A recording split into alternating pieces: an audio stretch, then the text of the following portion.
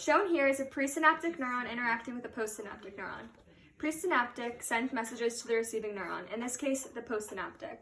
The presynaptic neuron starts with the cell body, or the soma. The cell body is the neuron's life support and houses all necessary cell parts needed for growth and maintenance within the neuron. Within the soma holds the nucleus.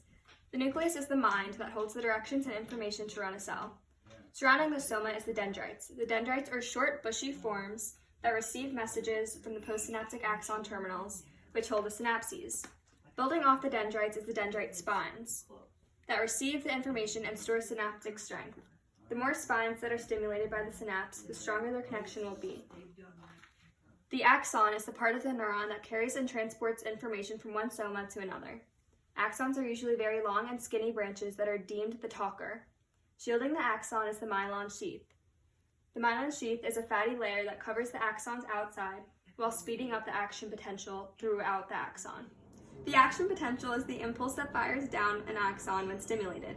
When this happens, the neurons are depolarized, meaning that a neuron becomes positively charged. Throughout the myelin sheath, the nodes of Ranvier speckle about. These are gaps within the sheath that are populated with active sodium channels. These sodium channels stimulate the action potential to continue processing all the way down the axon.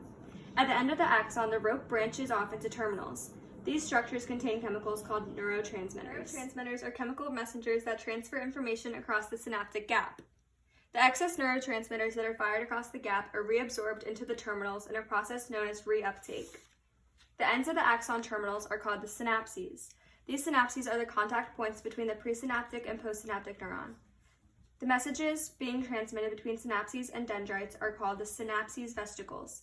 These hold the neurotransmitters that will then carry over messages to the receptor site on the dendrite. When a neuron is just chilling, it is in resting potential, which means the action is polarized. When the neuron is in action potential, the impulses always fire out at the same strength if the threshold is met. This is called the all or none principle. For example, if you stub your toe or if your dog licks your hand, the impulse in the action potential still fires out at the same strength.